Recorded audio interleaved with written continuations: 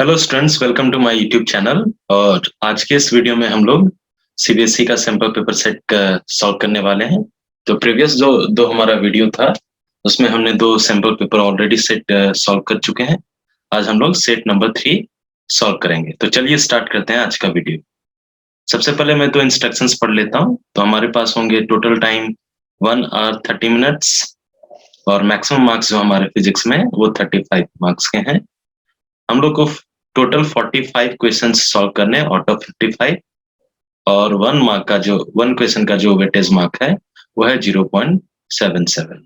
तो स्टार्ट करते हैं। सबसे पहले हमारे पास है the question paper contains 3 sections. ये जो हमारा क्वेश्चन पेपर इसमें 3 सेक्शंस हैं।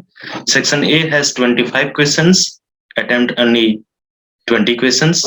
तो हमारे पास 25 क्वेश्चंस है, उनमें 20 क्वेश्चंस को अटेम्प्ट करने सेक्शन ए में। Section B has 24 questions, attempt any 20 questions. So out of 24 questions, we need to attempt only 20 questions. Then we have section C. Section C has 6 questions and we need to attempt only 5 questions out of 6 questions. All the questions carry equal marks. There is no any negative marking.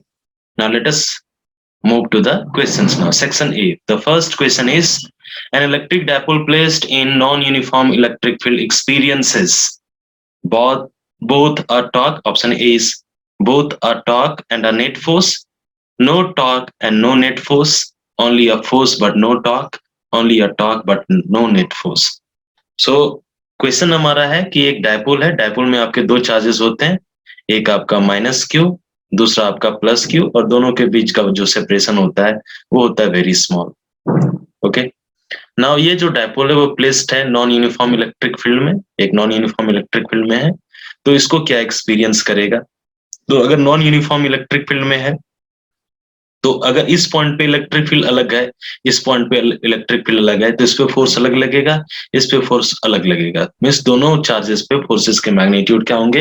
अलग अलग। अगर दोनों same electric field में रखा होता तो दोनों पे इक्वल एंड अपोजिट फोर्सेस रखता तो नेट फोर्स 0 होता। तो यहाँ पे नेट फोर्स भी एग्जिस्ट करेगा और टॉर्क भी लगेगा। Okay, because when a electric dipole is placed in a electric field, इस पे डायपोल, इस पे आपका टॉर्क भी लगेगा, नेट फोर्स और टॉर्क भी लगेगा। क्लियर है? तो both a torque and a net force. So हमारा क्वेश्चन नंबर 3 है the charge flowing through a resistor R varies with time T as Q is equal to A T minus B T square where A and B are positive constants. The total heat produced in R is. तो total heat produce कितना होगा वो निकालना है। तो heat produce का formula मेरे पास है H is equal to I square into R into T. Clear है? इसी को अगर मैं डिफरेंशियल फॉर्म में रखूं तो मैं लिखूंगा D H is equal to, अगर करंट वेरिएबल है तो I square into R into D T. तो मुझे चार्ज दिया हुआ है यहाँ पे, तो हम लोग करंट निकाल सकते हैं as a function of time. I is equal to मेरे को कितना होता है? D Q by D T. Clear है? और जब हम लोग इस चार्ज को, यहाँ पे जो चार्ज दिया हुआ है, इसको हम लोग डिफ्रेंशिएट करें with respect to time, A T का डिफ्रेंशिएशन मेरे को ए आ जाएगा, माइनस बी टी स्क्वायर का मेरे पास आ जाएगा -2 इंटू बी इंटू टी। ये करंट का इक्वेशन आया। और हमें देखना है कि करंट कब तक सर्किट में एग्जिस्ट करेगा। क्लियर है? मतलब अगर मैं current t is equal to 0 से स्टार्ट करूं तो मैं देखूंगा कितने टाइम तक ये एग्जिस्ट करेगा। तो हम लोग करंट को इक्वेट कर देते हैं 0 के साथ, तो मुझे टाइम निकल जाएगा। तो मेरे को यहाँ से टाइम आ जाएगा t is equal to a by 2b। तो starting from 0 to t is equal to a by 2b तक करंट ही एग्जिस्ट कर रहा है आपका सर्किट में, तो उतना ही देर तक आपको हीट निकालना पड़ेगा। अब हीट निकालने के लिए इसी इक्वेशन को यहाँ पे इंटीग्रेट करते हैं, तो integration D H is equal to आ जाएगा मेरे को integration I square into R into D T. Limit में ले लूंगा ये आपका 0 टू ए बाय 2b। ये इंटीग्रेशन है, सिंपल इंटीग्रेशन, इंटीग्रेट कर सकते हैं। आई स्क्वायर को अगर इंटीग्रेट करें तो मेरे पास आ जाएगा A minus integration 0 to A by 2b। D H का इंटीग्रेशन मेरे को एच आ जाएगा, और यहाँ पे हम लोग लिख लेंगे A minus 2 into B into T का स्क्वायर इंटू dt। अब ये सिंपल इंटीग्रेशन है, इसको हम लोग इंटीग्रेट कर देंगे टाइम के रिस्पेक्ट में, और आर भी रेजिस्टेंस आर भी होगा, तो रेजिस्टेंस आर को हम लोग बाहर कर देते हैं। रेजिस्टेंस आर क्या रहेगा? कांस्टेंट। अब इसलिए हम लोग इसको ब्रेक कर सकते हैं, तो h इज इक्वल टू मुझे आ जाएगा आर, इंटीग्रेट करते हैं a minus two B T का होल स्क्वायर, तो ये हो जाएगा a square minus B square, sorry plus B square, तो प्लस टू बी का स्क्वायर करेंगे तो four B square into T square हो जाएगा, और जाएगा माइनस टू ए बी, तो minus two into two B, तो हो जाएगा ये a into four A B आपका जाएगा four A B into T और डी टी। अब इसको इंटीग्रेट कर देना है, आसान इंटीग्रेशन है। ए स्क्वायर डी टी का इंटीग्रेशन टी आ जाएगा, तो h is equal to R रहने देंगे। अब ये A square into A square multiply होगा dt के साथ, और dt का इंटीग्रेशन क्या हो जाएगा? पहले मैं मल्टीप्लाई कर लेता हूँ। ये आपका हो जाएगा A square into D T plus four B square into T square into D T minus four A B into T into D T. अब इंटीग्रेट कर लो, अलग ब्रेक करके मैं डायरेक्टली कर रहा हूँ, तो आ जाएगा h is equal to R A square dt का इंटीग्रेशन आ जाएगा t, तो आ जाएगा a into T plus four B square T square का इंटीग्रेशन हो जाएगा टी क्यूब, पावर बढ़ जाता है डिवाइडेड बाय थ्री हो जाएगा, माइनस यहाँ पे टी है तो टी का टी स्क्वायर हो जाएगा four A B into T square by two, ये फोर बाय टू आपका टू आ जाएगा। लिमिट यहाँ पे बैठा देंगे, आपका टाइम जो है जीरो से ए बाय टू बी, तो यहाँ पे टाइम का वैल्यू रिप्लेस करते हैं आर, टाइम का वैल्यू रिप्लेस करते हैं, टी का वैल्यू है मेरे को ए बाय टू बी, तो ये आ जाएगा ए बाय टू बी।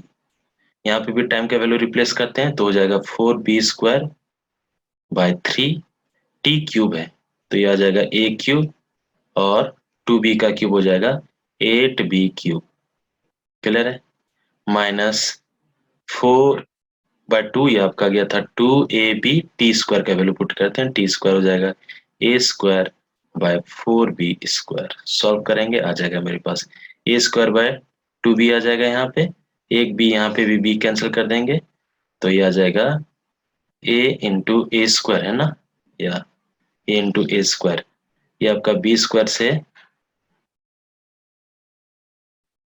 बी एक कैंसिल हो जाएगा, फोर इंटू टू आपका एट आ जाएगा, क्लियर है ना, तो सिक्स बी आ जाएगा, ये आपका A cube by six B, actually यहाँ पे ए आपका कटना चाहिए था, एक कट नहीं रहा है, कोई दिक्कत नहीं है।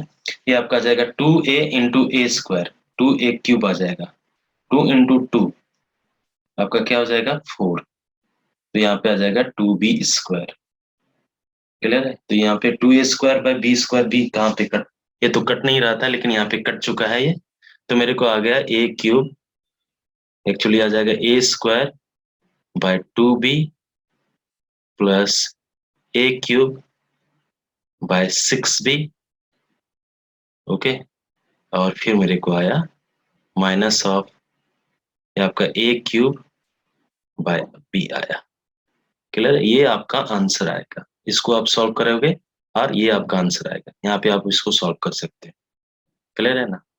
और जब सॉल्व करेंगे तो यहाँ तो कोई ऑप्शन में मैच नहीं करता है, A cube into R into six B, ये आपका ऑप्शन मैच डी कर रहा है, तो बेसिकली ये कट नहीं चाहिए था, लेकिन यहाँ पे ऑप्शंस गलत दिए हुए हैं, तो ये आपका एक्चुअल सॉल्यूशन होगा यहाँ पे। नेक्स्ट हम लोग चलते हैं question number 4।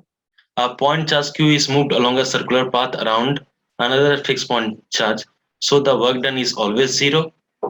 Zero only if q returns to its starting position. हाँ, चूंकि इलेक्ट्रोस्टैटिक फोर्स एक कंजर्वेटिव फोर्स है, तो अगर सेम पॉइंट पे आ गया तो work done in a close path आपका जीरो होता है। सो वर्क बी तो करेक्ट है, ऑलवेज जीरो तो नहीं होगा, क्योंकि अगर रिटर्न करता है तभी जीरो होगा। Zero only if the two charges have the same magnitude, zero only if the two charges have the same magnitude and opposite sign, B is the most appropriate, clear है, zero only होगा जब Q returns to its original position. Next हम लोग देखते हैं question number 5। A parallel plate capacitor of capacitance C is connected to a battery and is charged to a potential difference V. एक battery से connect करते हैं पहले और फिर उसको चार्जिंग करते हैं एक बैटरी से जिसका पोटेंशियल डिफरेंस V है। Another capacitor of capacitance 2C is similarly charge to a potential difference 2B। एक दूसरा कैपेसिटर है जिसको 2V से करते हैं। The charging battery is then disconnected and the capacitors are connected in parallel to each other in such a way that the positive terminal of one is connected to the negative terminal of the other, the final energy of the configuration। तो final energy कितना होता है? Final energy के लिए simple formula है, जो आपका जो एनर्जी बचेगा, एनर्जी लॉस्ट क्या होगा। क्लियर है? सबसे पहले इनिशियल हम लोग एनर्जी फाइंड कर सकते हैं। पहले के पास जो एनर्जी होगा वो होगा half CV square, capacitance C और वोल्टेज V। दूसरा का कैपेसिटेंस है 2C। क्लियर है? हो जाएगा 1/2C into 2V square. Okay, तो ये आपका इनिशियल एनर्जी है। लेकिन जब हम लोग उसको कनेक्ट करेंगे तो एनर्जी लॉस्ट होता है when two charge capacitors are joint. Positive को terminal of one is tank to negative इस तरह कनेक्ट किए तो एनर्जी लॉस होता है। एनर्जी लॉस्ट हम लोग निकाल सकते हैं, ये होता है C1 into C2 divided by 2 into C1 plus C2, okay, into V1 minus V2 का होल स्क्वायर, दोनों का पोटेंशियल डिफरेंस। तो एक का 2V था, एक का V था, तो 2V माइनस V स्क्वायर से बचेगा। C1 C2 एक C है, दूसरा 2C है, तो C इंटू 2C करेंगे डिवाइडेड बाय 2 और एक का C दूसरा का 2C, तो ये आपका आ जाएगा 3C into 2V minus V square आ जाएगा। ये फाइनल एनर्जी 2 कैंसल, एक C से एक C कैंसल, तो आपका हो जाएगा 1/3 into C into V square. ये आपका फाइनल एनर्जी आया, मतलब एनर्जी लॉस्ट आया। और इनिशियल एनर्जी कितना था? Initial energy half CV square और ये 2 से 2 कैंसिल हो गया, तो ये आ जाएगा 2 into 2 4 CV square plus half CV square, तो ये आ जाएगा 9/2 CV स्क्वायर। ये इनिशियल था। क्लियर है? ये आपका इनिशियल है, ये फाइनल है। तो एनर्जी कितना बचा?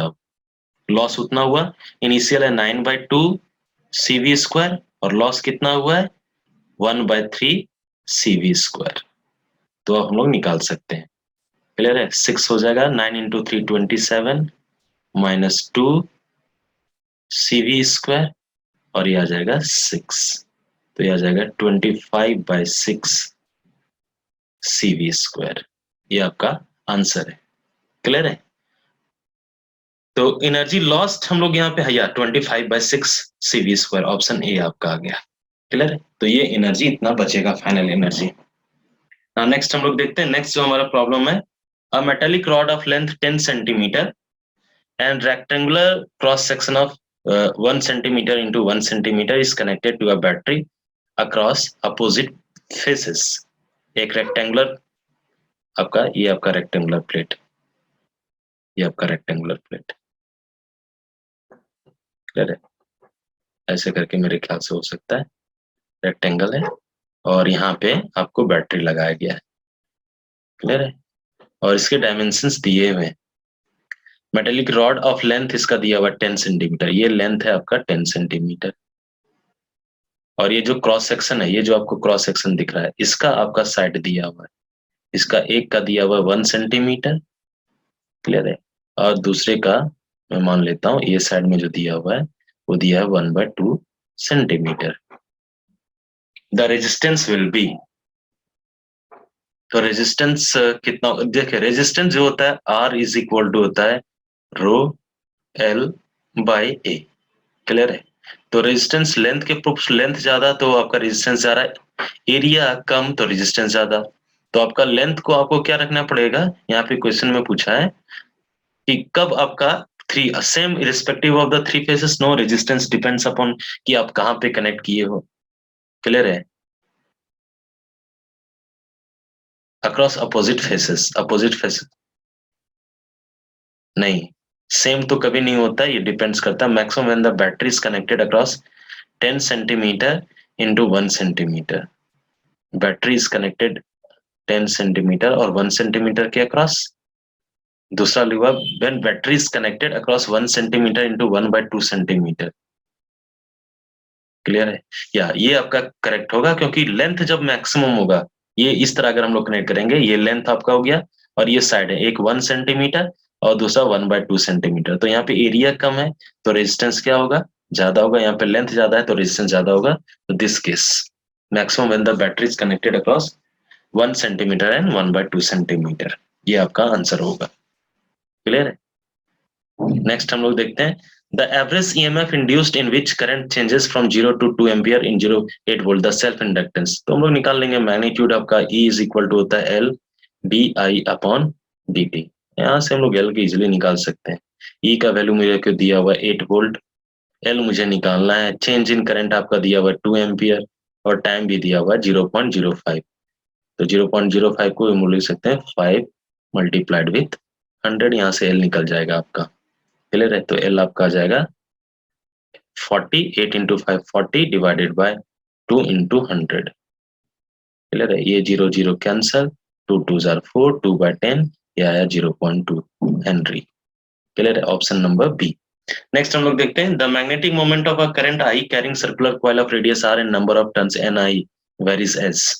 सर्कुलर कॉइल जिसका रेडियस आर है और नंबर ऑफ टर्न्स एन है varies as. Magnetic moment M is equal to होता है number of turns N into I into A. Area अगर सर्कुलर कॉइल है तो हो जाएगा पाई आर स्क्वायर। तो एम डायरेक्टली प्रोपोर्शनल है आर स्क्वायर का। Option D. नेक्स्ट चलते हैं what should be the core of electron magnet. None of the above. Soft iron, rusted iron, hard iron. Soft iron हम लोग use करते हैं क्योंकि उसकी मैग्नेटिक परमीएबिलिटी म्यू जो होती है वो क्या होती है, हाई। क्लियर है। इसलिए हम लोग सॉफ्ट आयरन को यूज करते हैं to make the core of the electromagnet. Next हम लोग देखते हैं the RMS value of AC current which when pass through a register produces heat energy 4 times that produced by DC of 2 ampere through the same register in same time is. तो एक क्या है ना कि the RMS value of AC current which when passed through a resistor produces heat energy 4 times that produced by DC of 2 ampere through the same resistor in same time। अब heat का formula पहले मैं DC में निकाल लेता हूँ। जब DC मैंने कनेक्ट किया है तो ये होता है I square into R into T. तो आई आपको दिया हुआ है 2, तो 2 स्क्वायर में लिख लूंगा। रेजिस्टेंस आर है और टाइम में मान लेता हूँ टी। ये हो गया। अगर एसी हम लोग निकालें heat produce in AC. Clear. तो हम लोग लिखेंगे आई आर एम एस का स्क्वायर। क्लियर है। Into R resistance R into time T same time में। अब इसमें दिया हुआ है कि एसी का जो है वो 4 टाइम्स है। क्लियर है। H A C heat energy produce in AC is 4 times of H D C and heat produce in DC. निकाल सकते हैं यहाँ से हम लोग। तो एच ए सी आपको दिया हुआ I R M S square, बाकी तो कट जाएंगे, इज इक्वल टू मेरे को आ जाएगा 4 एच डी सी में आपका 2 का स्क्वायर, आर टी कैंसिल हो जाएंगे। तो यहाँ से आई आर एम एस निकल जाएगा मेरे को। तो यहाँ से आई आर एम एस निकल जाएगा, उधर जाएगा तो √4 का √2 और 2 स्क्वायर का √2। तो 2 इंटू 2 4 एम्पियर आपका ये आंसर होगा। Option 4 ampere. नेक्स्ट में लिखा हुआ है question number 11 a galvanometer having resistance of 8 ohm is shunted by wire of resistance 2 ohm। Shunt करें यानी पैरेलल में लगा रहे हैं। if total current is 1 ampere the part of it passing through the shunt will be। अगर total current 1 ampere है तो shunt के थ्रू कितना जा रहा है। तो गैल्वेनोमीटर का रेजिस्टेंस 8 ओम, ये 8 ओम है और पैरेलल में हमने लगाया है जिसका आपका कितना रेजिस्टेंस दिया हुआ है 2 ओम। मेन करंट कितना है, मेन करंट आपको दिया हुआ है आई इज इक्वल टू 1 एम्पियर। तो आपको पूछ रहा है कि ये जो 2 एम्पियर करंट है, सॉरी 2 एम्पियर का जो है उसमें करंट कितना जाएगा। तो यहाँ पे हम लोग करंट डिवाइडर रूल लगा सकते हैं। पैरेलल में करंट डिवाइड होता है तो ये हो जाएगा आई अक्रॉस 2 इज इक्वल टू जाएगा टोटल करंट कितना है 1 multiplied with 8 divided by 8 plus 2 तो हो जाएगा 0.8 एम्पियर। तो आपका होगा ऑप्शन। क्लियर। आसान है, बहुत ही आसान है ना। जिसका रेजिस्टेंस कम होता है उसमें करंट ज्यादा जाता है। 2 एम्पियर है ना और 8 एम्पियर पैरेलल कनेक्टेड है तो 2 एम्पियर में ज्यादा करंट जाएगा, ऑब्वियस सी बात है। अगर ऑप्शंस भी यहाँ पे देखोगे तो आप देख सकते हो 0.5 है तो इसका मतलब 0.5 ऊपर में जा रहा है तो नीचे में भी 0.5 जाना चाहिए क्योंकि टोटल करंट 1 है जो कि पॉसिबल नहीं है। 0.3 अगर 0.3 जा रहा है ऊपर वाले में तो नीचे में जा रहा है 0.7, जो कि ज्यादा, जो कि पॉसिबल नहीं है। 1.2 1 ही एम्पियर है तो 1.2 तो जाएगा ही नहीं, तो 0.8 एम्पियर। ऐसे भी आप लॉजिकली यहाँ पे लगा सकते हो। नेक्स्ट में हम लोग देखते हैं, metre square volt inverse second inverse is the SI unit of which of the following, potential gradient, mobility. तो इसको हम लोग ड्रिफ्ट वेलोसिटी या किसका होता है वो निकालना है। तो एक एक करके देखते हैं। पोटेंशियल ग्रेडियंट का मतलब होता है पोटेंशियल पर यूनिट लेंथ, तो इसका तो भैया वोल्ट पर मीटर होना चाहिए, जो कि आपको दिया हुआ नहीं, तो ये तो होगा नहीं। मोबिलिटी, मोबिलिटी होता है drift velocity per unit electric field. Clear है?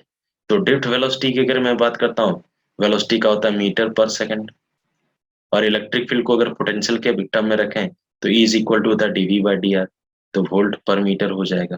तो ऊपर m जाएगा तो मीटर स्क्वायर, तो मीटर स्क्वायर आ गया, वोल्ट्स इनवर्स आ गया, सेकंड इनवर्स आ गया, या मोबिलिटी का है ये। तो क्लियर है? तो आगे मुझे चलने की भी जरूरत नहीं है, आगे हम लोग चलते हैं।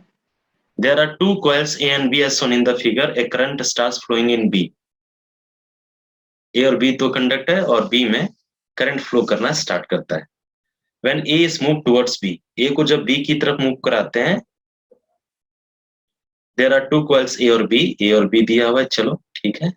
Current starts flowing in B, B में करंट फ्लो करना स्टार्ट करता है, एंटी क्लॉकवाइज दिया हुआ है as shown. When A is move towards B, जब ए को बी की तरफ मूव करा रहे हैं तो बी में आपका क्या हो रहा है, करंट फ्लो कर रहा है। And stop when A stops moving, और ए को जब हम लोग क्या करते हैं, रोक मूव करना रोक देते हैं, स्टॉप्स कर देते हैं, तो बी में भी करंट स्टॉप हो जाता है। The current in A is counter clockwise. Clear है? ए में जो करंट है वो काउंटर क्लॉकवाइज है, यानी anti clockwise. B is kept stationary when A moves, B को स्टेशनरी रखते हैं जब ए को मूव किया जाता है। वी कैन इन्फर दैट, हम लोग क्या यहाँ से निकाल सकते हैं, there is a constant current in the counter clockwise direction in A. Clear है? There is a constant current in the counterclockwise direction in A. There is a constant current in the clockwise direction in A. यहाँ पे already counter clockwise दिया हुआ है। There is no current in A. There is a varying current in A. There is no any current in A. ये तो possible है ही नहीं, क्योंकि जब तक B में करंट तभी आएगा जब इसके साथ जो मैग्नेटिक फ्लक्स लिंक है वो टाइम के साथ क्या करेगा, चेंज करेगा। और ये मैग्नेटिक फील्ड किसके द्वारा प्रोड्यूस हो रहा है, ए से, तो ए में करंट फ्लो करना ही करना है। There is a varying current in A. अब देखो, वेरिंग करंट रखेंगे तो मूव करने की मुझे कोई जरूरत नहीं है, क्योंकि हम इसको मूव करा रहे हैं तभी ये करंट मिल रहा है। क्लियर? इसका मतलब इसमें जो करंट है वो क्या है, कांस्टेंट करंट, तो वेरिंग करंट का भी सवाल नहीं होता, क्योंकि मूव करा रहे हैं ना हम, और जब रोक दे रहे हैं तो पी में भी करंट नहीं मिल रहा है। इसका मतलब ये करंट स्टेडी करंट है, कांस्टेंट करंट है। Now there is a constant current in A in clockwise direction in A, there is constant current in counter clockwise direction in A. तो मुझे जो कि ऑलरेडी डायरेक्शन मेंशन है यहाँ पे, तो मैं लूंगा ऑप्शन ए, करंट है कांस्टेंट करंट जो कि काउंटर क्लॉकवाइज डायरेक्शन ए में है। क्लियर है? नेक्स्ट हम लोग चलते हैं। लेकिन अगर इसमें अगर आपका यहाँ पे काउंटर क्लॉकवाइज है, क्लियर है, तो इसमें भी काउंटर क्लॉकवाइज होना चाहिए लेंजेस लॉ के अनुसार। नाउ नेक्स्ट हम लोग चलते हैं question number 14। 200 ohm resistor is connected in series with 5 microfarad capacitor। पहले सीरीज में लगा दिए कैपेसिटर को रेजिस्टर के साथ। The voltage across resistor is 1.20 cos of 2500t। Capacitive reactance कितना होगा वो निकालना है। तो XC इज इक्वल टू हम लोग जानते हैं ये होता है 1/ωc। क्लियर है? अब वोल्टेज मुझे दिया हुआ, वोल्टेज का ये फंक्शन दिया है 2500। क्लियर है? वोल्टेज और करंट दोनों सेम फेज में होता है, तो हम लोग यहाँ पे ओमेगा का वैल्यू यहाँ से लिख सकते हैं। ओमेगा का जो वैल्यू है वो 2500 है, वो लिख लेते हैं। ओमेगा का 2500 और कैपेसिटेंस मुझे दिया हुआ 5 माइक्रोफैराड, मीन्स 5 इंटू 10⁻⁻6। 10⁻⁻6 ऊपर में जाएगा तो 10⁻6 हो जाएगा, और यहाँ पे हो जाएगा 125। 25 इंटू 5 125 इंटू 10⁻2। यहाँ से 2 जीरो कैंसिल हो जाएगा, तो ये आ जाएगा 1 2 3 4 डिवाइडेड बाय 125। ओके, तो यहाँ से हम लोग कर सकते हैं, कितना आ जाएगा, कितने टाइम्स आएगा, अगर मैं करूँ 5 टाइम्स में करूँ, सो 25 इंटू 5 125, 25 इंटू 4 ये आपका आ जाएगा, फिर आपका आ जाएगा 80, तो ये आ जाएगा 80 ओम B. Now, what is the flux through a cube of side A if a positive charge Q is at one of its corner? अगर one of its corner हमने रख दिया है, what is the flux through a cube? एक cube है, ये आपका cube है, और इसके एक कॉर्नर पे, क्लियर है, ये आपका क्यूब में मान लेता हूं, और इसके एक कॉर्नर पे हमने क्या रख दिया है, हम लोग देख लेते हैं क्या रखे हैं, ये आपका चार्ज रखा है एक कॉर्नर पे, क्लियर है, तो कितना फ्लक्स आएगा, तो हम लोग क्या करते हैं, इसको घेरते हैं, इसके ऊपर हम लोग एक लगाते हैं, और हमने एक क्यूब बना दिया, क्लियर है, यहाँ साइड में मैंने एक क्यूब बना दिया, तो आपका हो गया, अगर देखा जाए एक ऊपर में, फिर इसके पीछे भी लगा दिए, क्योंकि हमको क्लोज करना है, आपको लॉजिकली सोचना है 3D में, क्लियर है।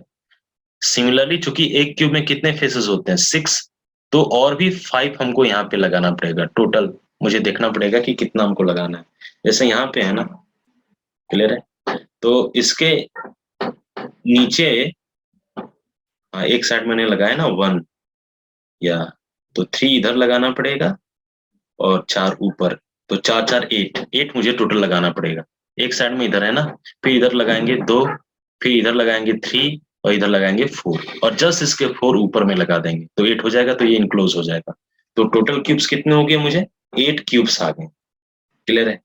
और हम लोग जाते हैं क्लोज सरफेस के थ्रू जो फ्लक्स होता है, total flux phi is equal to होता है 1/ε0 into Q enclosed, Q 8 surface मिला के कितना चार्ज इनक्लोज किया है, क्यू, क्लियर है। और अगर सपोज में सब में टोटल फ्लक्स आ रहा है 5 फाई, तो टोटल फ्लक्स 8 फाई अगर मैं बोलूं, तो ये हो जाएगा 1/ε0 इंटू क्यू, तो flux phi is equal to हो जाएगा Q/8ε0, क्लियर है, ये आपका ऑप्शन सी होगा। नेक्स्ट हम लोग चलते हैं, a copper plate of thickness B is placed inside a parallel plate capacitor of plate distance D and area A as shown in the figure.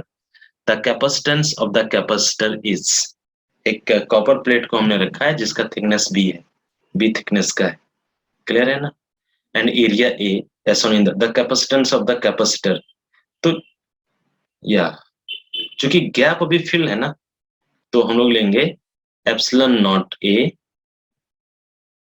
Okay, by distance अब कितना बचा air का, चूंकि ये इसका जो आपका होता है डाइलेक्ट्रिक कांस्टेंट वो होता है इनफाइनाइट, तो हम लोग लिखेंगे d minus B, because it is not completely fill ना, ये कम्प्लीटली फिल नहीं है, यहाँ पे कुछ गैप है, तो ε0A into D minus B, तो हम लोग देख लेते हैं, ये तो आपका होगा नहीं, ये दोनों ऑप्शन मेरे ख्याल से मैच कर रहे हैं, तो ये दोनों ऑप्शन में एक ऑप्शन, ठीक है, यहाँ पे ऑप्शन थोड़ा प्रॉब्लम है।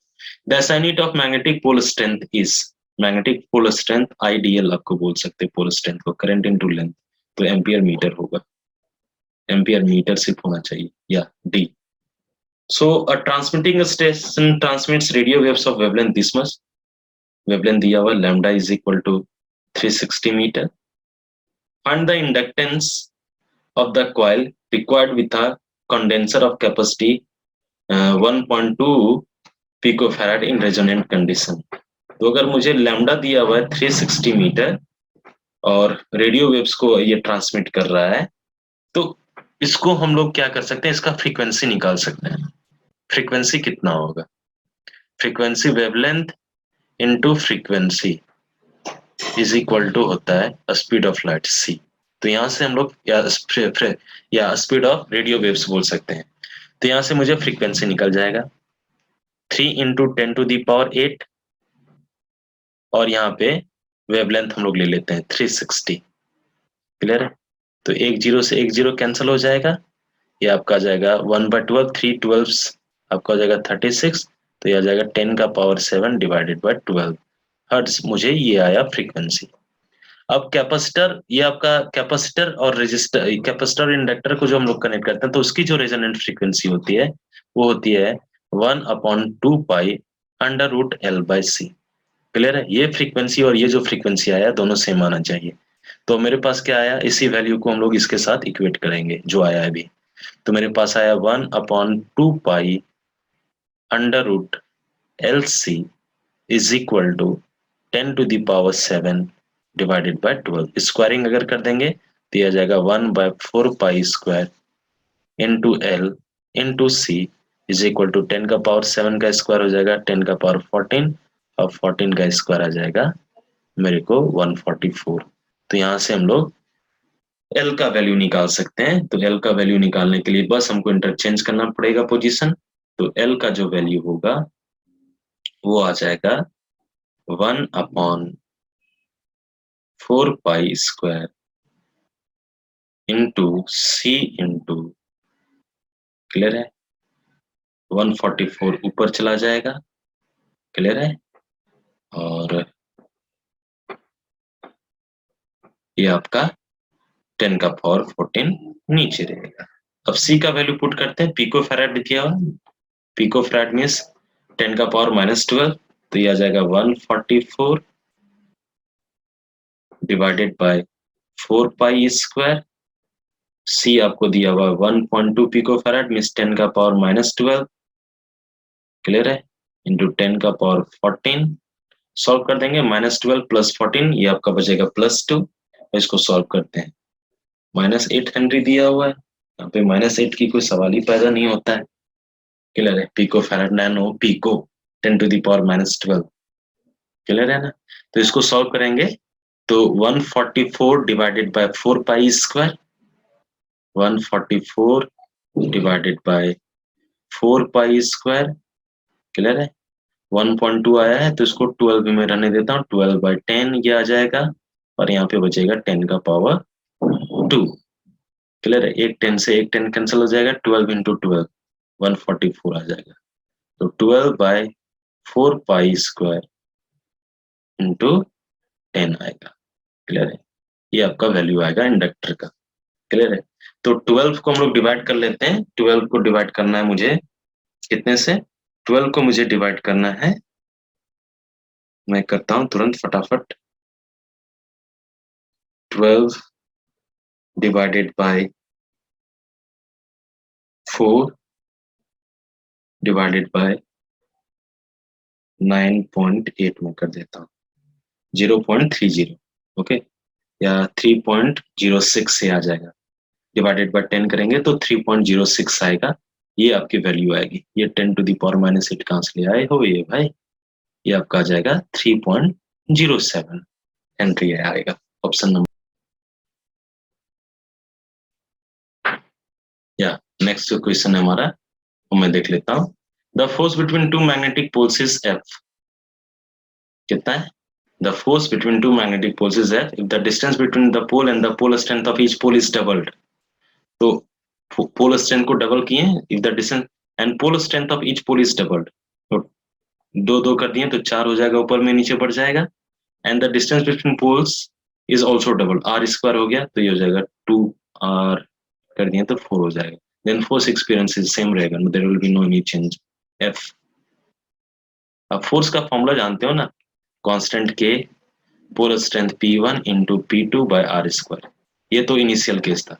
अगर पोल स्ट्रेंथ को डबल कर दें, इसको भी 2 कर दें, इसको भी 2, तो ऊपर में 4 हो जाएगा। डिस्टेंस को भी डबल कर देंगे तो 2 का स्क्वायर 4 हो जाएगा, 4 कैंसिल, यानी इसका मतलब सेम रहेगा फोर्स आपका। If a charge Q is placed at the center of the line, if a charge Q is placed at the center of the line joining two equal charges Q such that system is in equilibrium, then the value of Q is, two equal charges हैं, ये आपका Q और ये आपका Q, और इसके बीचों बीच में हमने एक चार्ज Q रखा, सच दैट बेसिकली मुझे क्या करना है कि किसी एक गिवन चार्ज पे जो आपको निकालना पड़ेगा नेट फोर्स क्या होना चाहिए, 0। तो ये टोटल डिस्टेंस में मान लेता हूँ r, क्लियर है। तो ये डिस्टेंस कितना होगा, r/2। इसको मैं मान लेता हूँ a, ये मान लेता हूँ b, और ये मानता हूँ किसी भी एक चार्ज पे क्या होना चाहिए, नेट फोर्स 0। तो ये सिस्टम इक्विलिब्रियम में, क्लियर है। तो मैं b पे निकालता हूँ, तो b पे फोर्स क्या होगा मेरे को, क्लियर है ना। b पे हमारे पास फोर्स क्या होगा, निकाल सकते हैं। पहला होगा K capital Q by R square plus K capital Q small Q R by 2 square. ये आपका क्या होना चाहिए? 0 होना चाहिए। एक पॉजिटिव है तो दूसरा क्या आना चाहिए? नेगेटिव। राइट हैंड साइड में ले जाएंगे क्योंकि पॉजिटिव नेगेटिव मिलके ही 0 बनाएगा। तो अगर पॉजिटिव यहाँ पे मैं रहने देता हूँ तो राइट साइड में आपका जाएगा तो वो क्या हो जाएगा? नेगेटिव। तो ये आपका हो जाएगा K Q square by R square equals to K Q small Q, ये आपका आ जाएगा आर स्क्वायर बाय 4। तो जब आपको सॉल्व करोगे माइनस आना जाएगा, के क्यू कैंसल, एक हो जाएगा, यहाँ पे क्यू बचा रहेगा, आर स्क्वायर कैंसल हो जाएगा, तो स्मॉल क्यू आपको वैल्यू आ जाएगा, small Q is equal to आ जाएगा माइनस क्यू बाय 4। तो ये आ जाएगा option C. Okay, next question हम लोग चलते हैं। A circuit has a resistance of 12 ohm and a impedance of 15 ohm. Resistance दिया हुआ 12 ओम और इम्पीडेंस दिया हुआ 15 ओम, मतलब टोटल रेजिस्टेंस 15 और सिर्फ रेजिस्टेंस दिया हुआ 15 ohm 12 ohm. The power factor of the circuit will be, power factor cos phi is equal to होता है आर बाय जेड। ओके, यहाँ पे आर होता है रेजिस्टेंस, जेड होता है इम्पीडेंस। तो आराम से वैल्यू से पुट करना है। 12 डिवाइडेड बाय 15, 3 से डिवाइड करते हैं, 3 4 आर 15, 3 4 आर 14, 12 सॉरी, एंड 3 5 आर 15, 4 by 5 0.8, option A. The current flowing in a step down transformer 220 volt to 22 volt having impedance 220 ohm is, कितना होगा करंट स्टेप डाउन ट्रांसफार्मर में जो वोल्टेज को स्टेप डाउन कर रहा है 22 वोल्ट तक एंड इम्पिडेंस है 220 ओम। निकाल सकते हैं। मुझे क्या कहते हैं, वोल्टेज दिया हुआ है 22 वोल्ट और रेजिस्टेंस कितना दिया हुआ है 220 ओम। तो current I is equal to कितना होता है? V by R, 22 divided by total impedance अगर दिया तो मुझे देखना पड़ेगा। क्लियर है? तो ये आ जाएगा 1/10, दैट इज 0.1 एम्पियर। क्लियर है? ये आपका होगा, आपका ऑप्शन है। सॉरी, ये आपका 0.1 मिली एम्पियर नहीं, ये आपका 0.1 एम्पियर होगा। The magnetic moment has a dimension. Magnetic moment क्या होता है? मैग्नेटिक मोमेंट होता है करंट इंटू एरिया, रन into I into current. Q is equal to I T होता है, करंट तो करंट ही रहेगा, तो एम्पियर में लिख सकते हैं। एरिया का एल स्क्वायर, तो एल स्क्वायर इंटू ए। क्लियर है? टाइम का तो यहाँ फंक्शन है ही नहीं, L square A, option A. Next, a charged particle enters a magnetic field H with its initial velocity making an angle of 45 degree with H. The path of the particle will be a straight line, possible है ही नहीं। Circle, circle तभी होता है जब perpendicular होता है। Ellipse नहीं, helical होता है पाथ, जब कुछ एंगल बना जाता है तो हेलिकल पाथ होता है। अब चलते हैं सेक्शन बी में। सेक्शन बी में आपके टोटल 24 क्वेश्चंस हैं, 20 क्वेश्चंस हमें सॉल्व करने हैं। The resistance of galvanometer is 6 ohm and it can measure a maximum current of 2 ampere, यानी मैक्सिमम करंट आई दिया हुआ है आपको 2 एम्पियर। क्लियर है? और गैल्वेनोमीटर का रेजिस्टेंस दिया हुआ है आर जी, कितना दिया हुआ है? 6 ohm. Then required sum resistance to convert it into an ammeter reading, sorry ये आपका आईजी दिया हुआ है 2 एम्पियर मैक्सिमम के लिए। अब न्यू जो करंट आपको मेजर करवाना है वो कितना है? 6 एम्पियर। तो कितना शंट रेजिस्टेंस अप्लाई करना पड़ेगा? आसान फॉर्मूला है, डायरेक्ट फॉर्मूला बेस्ट है। आर एस एच का जो वैल्यू होता है वो होता है R G divided by I by I G minus 1 होता है। आर जी आपको दिया हुआ है 6, आई बाय आई जी अगर मैं करूं तो आई आपको दिया हुआ है टोटल करंट 6, पहले कितना था 2 माइनस 1, तो 6/2 3 माइनस 1 2, 2 को 6 को 2 से डिवाइड करेंगे तो ये हो जाएगा 3 ओम। तो ये आपका आएगा बी, पैरेलल में आपको लगाना पड़ेगा। नेक्स्ट चलते हैं। An electric dipole of dipole moment P is placed in electric field intensity E. The dipole requires a position such that axis of dipole makes an angle of theta with the direction of field. पहले theta बना रहा है। Assuming that potential energy of the dipole to be 0 when theta is equal to 90 degree. The torque and the potential energy of the dipole will be respectively, कितना होगा dipole का torque? Torque का तो होता है P sin theta, इसमें कोई शक ही नहीं है। और पोटेंशियल एनर्जी का जो वैल्यू होता है theta is equal to 90 degree. The torque and the potential energy of dipole. तो पोटेंशियल एनर्जी डायपोल का होता है माइनस पी कॉस थीटा में ले सकता हूँ मैं, देख लो पी साइन थीटा, तो टॉर्क इसमें कुछ शक वाली बात ही नहीं है, P E sine theta. Okay, और एनर्जी का जो फॉर्मूला होता है वो होता है P E cos of theta one minus cos of theta two, ये होता है फॉर्मूला। तो अगर मैं 90 डिग्री यहाँ पे रोटेशन की बात किया है क्या? हम्म, हम्म, हम्म।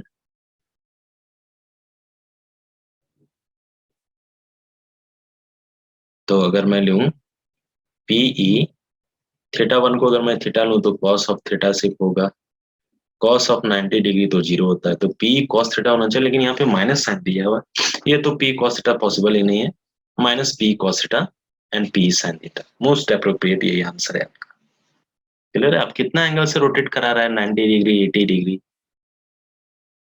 Using mass m, length l and time t and current as a fundamental quantities, the dimension of permittivity, permeability नहीं, permittivity, permittivity means epsilon, okay, permeability को बोलते हैं mu.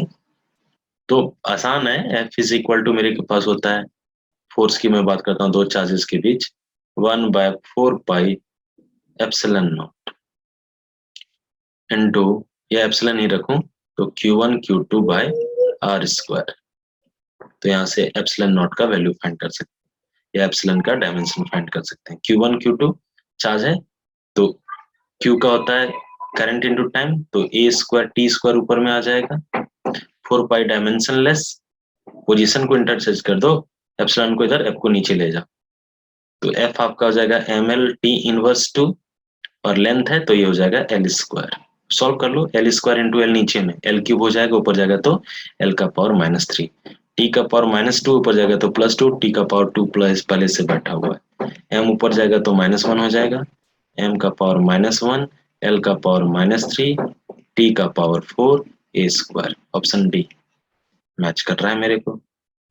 A choke coil has high inductance, true, and high resistance नहीं, लो inductance, लो inductance की बात ही नहीं करना है, लो इंडक्टेंस नहीं, high inductance and low resistance, या क्लियर। एक चोक कॉइल होता है बेसिकली कॉइल जिसका रेजिस्टेंस लो होता है, इंडक्टेंस हाई। ऑप्शन डी ना यहाँ पे दिया हुआ है। क्वेश्चन नंबर 30 पे आते हैं। There are two coils A and B, a current starts flowing in B if the coil A is made to rotate about a vertical axis। B में करंट आ जा रहा है जब A को हम लोग रोटेट करा रहे हैं वर्टिकल एक्सिस में, फिगर में दिखाया। No current flows in B if A is at rest। Rest A को अगर रोक देते हैं तो कोई भी करंट नहीं आ रहा है। The current in coil A when the current in B at T is counterclockwise, counterclockwise shown in the figure, instant T is equal to 0 is। B में काउंटर क्लॉकवाइज है, उसमें भी काउंटर क्लॉकवाइज ही होगा। Then coil ए में कितना होगा, current तो constant होगा, रोटेट कराएं कांस्टेंट करंट होगा काउंटर क्लॉकवाइज। क्लियर है? पहला वेरिएंट करंट की कोई बात ही नहीं है करेंगे। क्लियर है? नेक्स्ट चलते हैं। In a magnetic meridian of a certain place the horizontal component of Earth's magnetic field is 0.26 gauss, यानी BH दिया हुआ है, horizontal component कितना दिया हुआ है 0.26 gauss, and deep angle means angle of inclination जिसको बोल सकते हैं, ये आपका दिया हुआ है 60 डिग्री।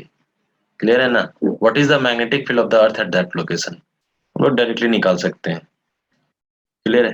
कितना होगा, B H is equal to होता है basically B into cos of I, angle of dip. Okay, तो यहाँ से बी एच मुझे दिया हुआ 0.26, बी मुझे निकालना है, और एंगल ऑफ इंक्लिनेशन दिया हुआ है cos 60 डिग्री, cos 60 डिग्री का 1/2 होता है, तो 0.26 is equal to B multiplied with 1/2, तो यहाँ से बी का वैल्यू आ जाएगा, कितना आ जाएगा 2 मल्टीप्लाइड विथ 0.26, तो आ जाएगा 0.52।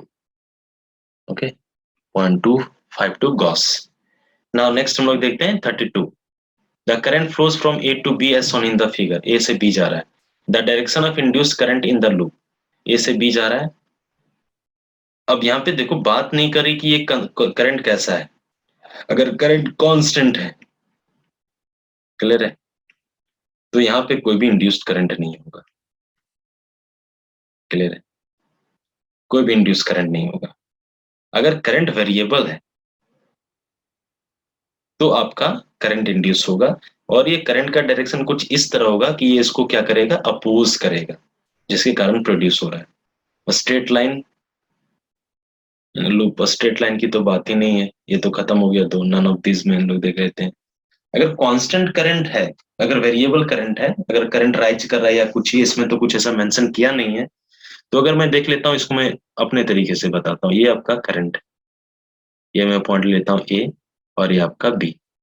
क्लियर है, तो इसके कारण जो मैग्नेटिक फील्ड का डायरेक्शन है वो अंदर की तरफ जाएगा। अगर इस पॉइंट पे मैं देखो, किधर जाएगा, अंदर की तरफ, क्रॉस।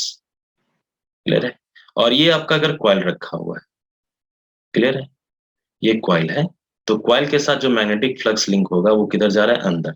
और अगर करंट वेरिएबल है तो ये मैग्नेटिक फील्ड भी क्या होगा, वेरिएबल होगा। क्लियर है, है ना। तो यहाँ पे अगर इस करंट के कारण अगर मैग्नेटिक फील्ड अंदर की तरफ जा रहा है, तो कॉइल में करंट इस तरह इंड्यूस होगा कि मैग्नेटिक फील्ड किधर आए, बाहर की तरफ आए। इस कॉइल में जो मैग्नेटिक फील्ड है वो किधर आए, बाहर की तरफ, यानी डॉट। तो बाहर की तरफ तभी आएगा जब पीछे वाला आपका नॉर्थ पोल होगा और सामने वाला क्या होगा, साउथ पोल। सॉरी, पीछे वाला साउथ पोल होगा और नीचे वाला क्या होगा, नॉर्थ पोल। सामने वाला आपका नॉर्थ पोल होगा, पीछे साउथ पोल, तो अंदर में साउथ से नॉर्थ, यानी सामने वाला फेस नॉर्थ पोल होना चाहिए। तो यहाँ पे अगर मैं नॉर्थ पोल ड्रॉ करूं तो इसमें करंट जो आएगा वो आएगा एंटी क्लॉकवाइज। क्लियर है, ये एक्सप्लेनेशन है, आप आराम से इसको देख सकते हैं। नेक्स्ट हम लोग देखते हैं question number 33। On increasing the temperature of a conductor, its resistance increases because the relaxation time increases, relaxation time decreases, relaxation time remains constant, electron density decreases। यहाँ पे क्या है, रेजिस्टेंस क्यों ये करता है, तो रेजिस्टेंस का फॉर्मूला m इंटू एल होता है, mass into length, mass of electron, n a e square into tau होता है। टॉ जहाँ पे रिलैक्सेशन टाइम है, तो रिलैक्सेशन टाइम टेम्परेचर का फंक्शन है। क्लियर है, तो टेम्परेचर जब बढ़ाओगे तो रिलैक्सेशन टाइम क्या करेगा, डिक्रीज करता है, और रिलैक्सेशन टाइम जब डिक्रीज करता है तो रेजिस्टेंस क्या करता है, इंक्रीज करता है, तो रिलैक्सेशन टाइम डिक्रीजेस होगा। नेक्स्ट हम लोग देखते हैं, four capacitors is of 25 microfarad are connected in parallel, parallel में लगा हुआ है, तो डायरेक्ट फॉर्मूला ऐड होगा, 100 माइक्रोफैराड आपका आ जाएगा। The voltmeter across them shows a DC of 200 volt, 200 volt बता रहा है उनके across. The charge on each plate of capacitor is, charge each plate of capacitor में कितना होगा, पैरेलल में है, तो Q इज इक्वल टू हम लोग जानते हैं C इंटू वी। कैपेसिटेंस दिया हुआ है 25 माइक्रोफैराड, मींस 10 का पावर माइनस 6। वोल्टेज मेरे को दिया हुआ है 200, मींस 2 इंटू 10 का पावर 2। 25 इंटू 2 आपका हो जाएगा 50, इंटू 10 का power minus 4, minus 6 plus 2, minus 4, एक जीरो निकाल लेंगे तो 5 इंटू 10 का power minus 3, plus minus. Clear है, तो ये आपका ऑप्शन डी आएगा।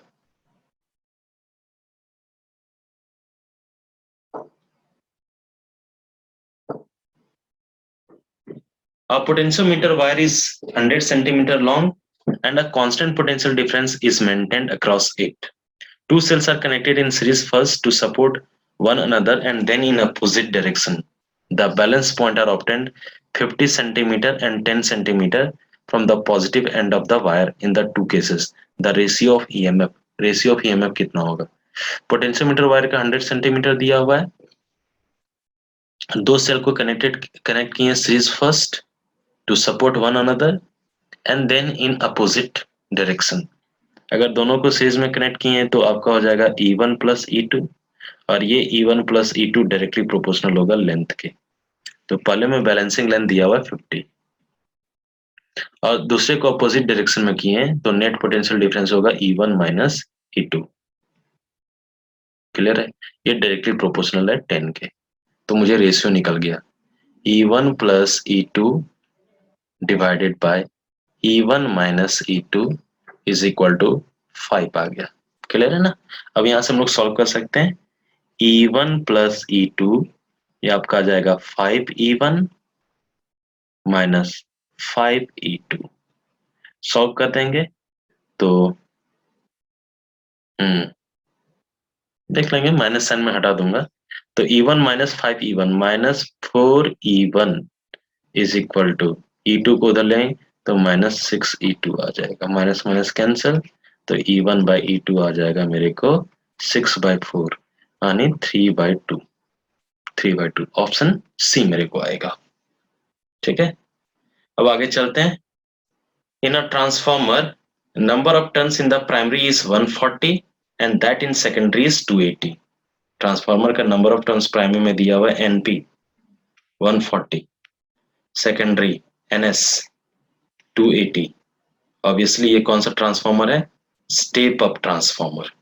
If current in primary is 4 ampere, IP मुझे दिया हुआ है 4 ampere, then that in secondary, अरे बहुत आसान फॉर्मूला है, तो बेसिकली क्या होगा, हम लोग जानते हैं I N S by N P is equal to I P by I S. I S निकाल सकते हैं यहाँ से, आई एस से पोजीशन चेंज कर दो, आई एस का पोजीशन चेंज कर दोगे तो हो जाएगा I P multiplied with N P by N S.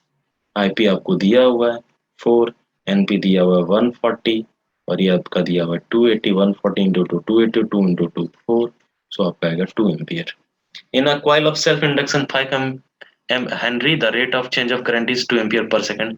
The EMF ई आपका होता है L D I upon D T, minus के साथ लेंगे तो minus L D I upon D T, अगर मैग्नीट्यूड नहीं दिए तो -5 और D I upon D T आपको दिया हुआ है 2, -10 volt. The susceptibility of ferromagnetic material is, actually होता है 1 plus chi is equal to mu. Clear है।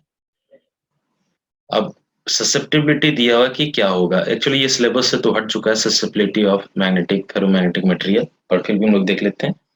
Inversely proportional to the square of temperature, clear है, inversely proportional to temperature, clear है, Curie temperature inversely proportional होता है susceptibility. Independent of temperature directly proportional to temperature, ये भी नहीं होगा, independent of temperature भी नहीं होगा। मैग्नेटिक मटेरियल का जो मैग्नेटाइजेशन और डिमैग्नेटाइजेशन हम लोग जानते हैं टेम्परेचर का फैक्टर होता है, इनवर्सली स्क्वायर नहीं होता है, directly inversely proportional to temperature होता है। क्लियर है, क्योंकि काई इज इक्वल टू बेसिकली होता है C/T क्यूरी टेम्परेचर, तो परमिएबिलिटी भी उसी पे डिपेंड करेगा आपका। नेक्स्ट आपका क्वेश्चन है, the wiring of a refrigerator contains a starter capacitor, a voltage of amplitude 170 volt and frequency of 60 hertz applied across the capacitor is to produce a current amplitude of this much through the capacitor. Capacitance required is, capacitance कितना होगा, voltage amplitude मुझे दिया हुआ है, clear है ना, amplitude यानी आपको पिक वैल्यू दिया हुआ है, V max दिया हुआ है, Vm आपका 170 वोल्ट, ठीक है ना, एंड फ्रीक्वेंसी 60 हर्ट्ज दिया हुआ है, applied across the capacitor to produce a current of this much. Capacitance required is, तो कैपेसिटेंस कितना रिक्वायर्ड होगा, सबसे पहले हम लोग ये निकाल लेते हैं, करंट इज इक्वल टू होता है V बाय रेजिस्टेंस, तो XC हम लोग लिख लेंगे, तो यहाँ से मुझे XC पहले निकल जाएगा, XC इज इक्वल टू क्या आ जाएगा, V बाय I, वोल्टेज दिया हुआ 170, क्लियर है ना, और आपको करंट दिया हुआ है 0.85, तो ये आपका, अगर ऊपर में मैं 100 मल्टीप्लाई कर दूं तो 85 इंटू 2 170, ये आपका आ जाएगा 200 ओम, मुझे आ गया XC ना। XC इज इक्वल टू क्या होता है, XC इज इक्वल टू होता है 1/ओमेगा C, क्लियर है, तो यहाँ से हम लोग C निकाल सकते हैं, C इज इक्वल टू हो जाएगा 1/ओमेगा, ओमेगा 2πf, और C अभी हमने ये क्या कहते हैं XC निकाला, कितना था 200। अब इसको सॉल्व कर देना है, 1/2π में 6.28, फ्रीक्वेंसी मुझे दिया हुआ है 60 और ये है 200, अब यहाँ से हम लोग इजिली निकाल सकते हैं कि कितना वैल्यू होगा। तो हम लोग फटाफट इसको सॉल्व करते हैं। आपको क्या करना पड़ेगा, 1 divided by 6.28 divided by 60 divided by 200। Clear है? तो 1.13.27 दिया, यानी 13.3। तो हमारा जो आंसर है वो होगा 13.3 माइक्रोफैराड। ये आ गया answer. Fuse wire should have, fuse wire का क्या होना चाहिए, high resistance, low melting point. ठीक है, देख लेते हैं। High resistance, high melting point, चलो वो भी देख लेते हैं। लो रेजिस्टेंस, हाई मेल्टिंग पॉइंट, ये भी देख लेते हैं। Low resistance. अब फ्यूज क्या करता है, फ्यूज क्या करता है, ये आपके पाथ को ब्रेक करता है जब हैवी करंट फ्लो करता है। क्लियर है ना? तो हाई मेल्टिंग पॉइंट रहेगा तो वो तो मेल्ट करने में, ब्रेक करने में, तो इसका फ्यूज वायर का जो मेल्टिंग पॉइंट होना चाहिए वो होना चाहिए लो। क्लियर है ना? रेजिस्टेंस होनी चाहिए हाई। रेजिस्टेंस हाई रहेगा क्या? नहीं, फ्यूज वायर जनरली हम लोग यूज करते हैं लो रेजिस्टेंस का, तो लो रेजिस्टेंस से करंट हाई फ्लो करेगा। Low resistance high melting point, low resistance low melting point. Clear है? नाउ हम लोग चलते हैं। A wire of resistance 10 ohm is elongated by 10%। The resistance of elongated wire is, एक wire का जिसका रेजिस्टेंस 10 ओम है, इसको हम लोग इलोंगेट करते हैं 10% से। क्लियर है? तो उसका रेजिस्टेंस कितना होगा? तो लेंथ आपका 10% इंक्रीज कर गया, यानी 0.1। क्लियर है? तो इनिशियल लेंथ अगर एल है तो अब लेंथ हो गया 1.1 एल। तो आपका the resistance of elongated wire कितना होगा? क्लियर है? तो अगर 1.1 को हम लोग 10 से मल्टीप्लाई कर देते हैं तो आपका 11.1 बोल रहा है। ठीक है, 11.1। अगर हम लोग क्रॉस सेक्शनल एरिया में नहीं देखते हैं तो 11.1 हम लोग ले लेते हैं। ठीक है। Gauss's law is valid for any open surface, नहीं, ये क्लोज सरफेस के लिए होता है। ओनली रेगुलर क्लोज सरफेस, या एनी क्लोज सरफेस नहीं, रेगुलर के लिए only regular open surface. Wrong. In a coil of 0.1 meter radius and 100 tons, 0.1 ampere current is passed. What will be the magnetic field at the center of the coil? तो B at the center of coil होता है mu naught I by 2R। Number of turns अगर दिए नहीं दिए मैं तो mu naught का होता है 4 पाई इंटू 10⁻⁷। करंट का वैल्यू आप पुट कर दो, करंट है 0.1। नंबर ऑफ टर्न्स भी दिया होता है, NP मल्टीप्लाई करते हैं 100। Actually mu naught N into I होता है डिवाइडेड बाय 2R। 2 आपको रहने दो, नंबर है। रेडियस आपको दिया हुआ है 0.1 मीटर। ठीक है, तो 0.01 कैंसिल हो जाएगा, 2 2 4 हो जाएगा, 2 इंटू पाई 6.28 आ जाएगा, 10⁻⁷ इंटू 10⁻², 10⁻⁵ आ जाएगा। क्लियर है ना? तो एक्चुअली यहाँ पे -4 होना चाहिए, -7 या 100 -5, 2 पाई 0.1 कैंसल, ये -5 यहाँ होना चाहिए। ये आपका है 6.28। ओके, नेक्स्ट चलते हैं। The intensity of magnetic field is H and the moment of a magnet is M. Maximum potential energy is, maximum potential energy is, maximum potential energy कितना होगा? 3mH, 2mH, mH, mH। तो potential energy का जो formula होता है U is equal to होता है mB, यानी H M into H into cos of θ1 minus cos of θ2। Clear है? तो अगर 0 डिग्री से 180 डिग्री तक हम लोग ने रोटेट कराया, 0 डिग्री मीन्स 1, cos 180 -1 -2, 2 mH होगा maximum. Clear? 2 mH, this option. Okay, next चलते हैं। एसेसन रीजन में हम आते हैं। ऑफ एसेसन ये है, circuits containing high capacity capacitors charge to high voltage should be handled with caution even when the current in the circuit is switched off. Okay, reason, when an isolated capacitor is touched by hand or any other part of the human body, there is an easy path to the ground available for the this, yeah true। क्योंकि अगर हम लोग capacitor को अगर हम लोग ये करते हैं, उसके साथ कनेक्ट किए तो चार्ज उसके सरफेस पे आ जाता है। तो अगर टच करोगे, अगर हाई वोल्टेज से टच किया तो बहुत ज्यादा चार्ज स्टोर किया है, टच करने पे वो फ्लो कर सकता है, So both the correct and true and R is the correct explanation. Option A आपका आएगा. Assertion. Gauss's law of magnetism is different from that of electrostatics. True. Gauss's law of electrostatics बोलता है flux is total through a closed surface. It is equal to 1 by epsilon naught into charge enclosed within the surface.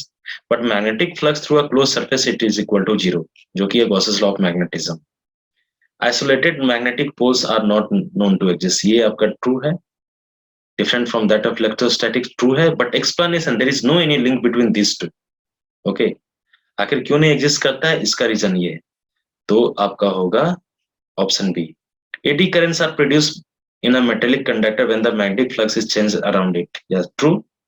Electric potential determines the flow of charge. Both are true, but there is no any relationship between them. Eddy current जो produce होता है वो Faraday law पे based. Now assertion 48. AC is more dangerous than DC. True. The frequency of AC is dangerous for the human body. Now इसका तो कोई explanation. AC का क्या है? The frequency of AC is dangerous for the human body. इससे क्या मतलब है? अब देखो, एक्चुअली जो होता है, अगर DC को मैं बोलता हूँ IRMS इज इक्वल टू होता है I0 by √2. पहले जहाँ पे I0 है पीक वैल्यू AC, तो I0 आपका क्या होगा √2 टाइम्स ऑफ IRMS. अगर IRMS को हम लोग DC के इक्विवेलेंट माने तो जो AC है वो √2 टाइम्स मोर ग्रेटर देन होता है DC ऑफ सेम वैल्यू का, सेम RMS वैल्यू का. इसका मतलब AC ज्यादा डेंजरस है DC से. क्लियर है? तो आपका आएगा statement A is true, R is false. C. Electron move away from a region of lower potential to a region of higher potential. Lower potential to higher potential. True. अगर positive negative की बात करते हैं तो electron का जो flow होता है वो नेगेटिव टू पॉजिटिव होता है, मतलब लोअर टू हायर होता है. ट्रू है. An electron has negative charge. True. Negative charge के कारण ये पॉजिटिव की तरफ अट्रैक्ट करता है, तो हायर पोटेंशियल की तरफ जाना चाहेगा. या ए. ना हम लोग सेक्शन सी में आते हैं जिसमें हमको जस्ट 5 क्वेश्चन सॉल्व करना है. A hollow metal sphere of radius 10 centimeter is charged such that potential at its surface 80 volt. The potential at the center of a sphere is same रहता है 80 volt.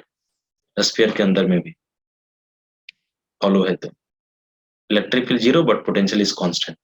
A body can be negatively charged by giving some protons to it. कुछ proton देंगे. Giving excess of electrons to it. True. Electron इसको देंगे तो इसमें electron क्या होगा. रिमूविंग सम इलेक्ट्रॉन तो ये पॉजिटिवली चार्ज होगा. रिमूविंग सम न्यूट्रॉन्स, न्यूट्रॉन से कोई मतलब ही नहीं है, तो ऑप्शन बी. अब पैसेज हम लोग देखते हैं. Paragraph case study based. EMF of a cell is maximum potential difference between two electrodes of the cell. No current is drawn from the cell. Internal resistance is the resistance offered by the electrolyte of the cell when the electric current flows through it. The internal resistance of cell depends upon the following factors: distance between the electrodes, nature and temperature of the electrolyte, nature of electrodes, area of electrodes. Yeah. Now, for a freshly prepared cell, the value of internal resistance is generally low and goes on increasing as the cell is put to more and more use. The potential difference between the two electrodes of a cell in a closed circuit is called its terminal potential difference, and its value is always less than the EM of the cell in a closed circuit. It can be written as V is equal to E minus IR. This is the relationship between potential difference and EMF and internal resistance. That first question 52. The terminal potential difference of two electrodes of a cell is equal to the EM of the cell when तभी होगा when current is equal to 0. Yeah.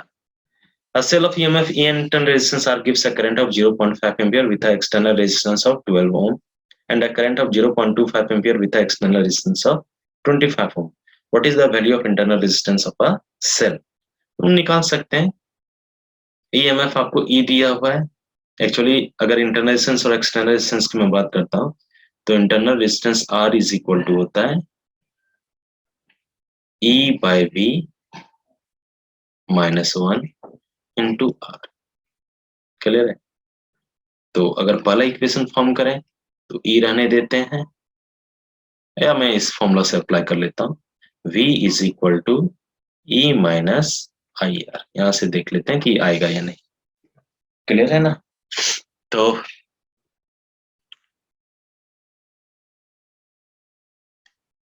What is the value of internal resistance of the cell, internal resistance find करना है।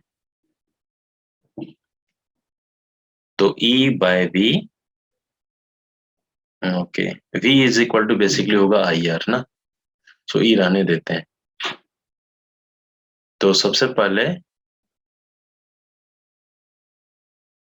V is equal to मेरे को होगा I into R, आपको E minus IR, इस equation को मैं ले लेता हूँ। तो सबसे पहले करंट दिया हुआ है और एक्सटर्नल रेजिस्टेंस दिया, पहले में करंट दिया हुआ है 0.5 और 12 ओम, तो 12 इंटू 0.5 ये आपका आ जाएगा 6 is equal to E minus current आपको दिया हुआ है, करंट कितना दिया हुआ है 0.5 into R, small r। Next हम लोग ले लेते हैं इस इक्वेशन को, पहले में करंट आपको दिया हुआ है 0.25 और रेजिस्टेंस दिया हुआ है 25, 25 इंटू 25 625, तो ये आ जाएगा 6.25 is equal to E minus current आपका है 0.25, तो 0.25 इंटू R। ये आपको दो इक्वेशन को क्या करना है, सॉल्व करना है। तो अगर मैं इसको सॉल्व करूं तो इसमें 2 से मल्टीप्लाई करता हूं, पहले इक्वेशन 2 को 2 से मल्टीप्लाई करता हूं, या मैं क्या करता हूं सिंपली ऐड कर देता हूं, सब्ट्रैक्ट कर देता हूं, माइनस माइनस माइनस ये प्लस हो जाएगा, ये माइनस हो गया, ये कैंसिल हो गया, ये आपका 6.25 माइनस 6, ये आपका minus 0.25 is equal to minus 0.25 minus 0.5 और प्लस 0.25, ये आएगा माइनस 0.25 R, तो ये आ जाएगा R इज इक्वल टू 1 ओम, ये आपका आएगा 53 का C। ओके, नेक्स्ट देखते हैं, choose the wrong statement. Terminal potential difference of the cell when it is being charged is given as V is equal to E plus IR. Internal resistance of cell decreases with the decrease in temperature. Decrease in temperature of the electrolyte? No. Temperature बढ़ाने से आपका देख लेते हैं, potential difference across the terminals of a cell in a closed circuit is always less than its CMO. Yeah, true. This is true. Wrong statement choose करना है। Potential difference versus current graph for a cell is a straight line with a negative slope. True. ये भी true है। Internal resistance of a cell decreases. Terminal potential difference of the cell when it is being charged is given as V is equal to E plus IR. Yeah, true. ये भी true है। Wrong statement is this. Okay. Now next हम लोग देखते हैं 55. An external resistance R is connected to a cell of internal resistance R. The maximum current flows in the external circuit when internal resistance is equal to external. This is the case. When internal is equal to external, maximum power is supplied. Maximum power transfer theorem. This is all the 55 questions that we have solved today. Okay. So if you have any doubt, please go through all the discussions one by one, and please let me know in the chat box. Okay. Please revise this and let me know your score in the comment box. Thank you, everyone.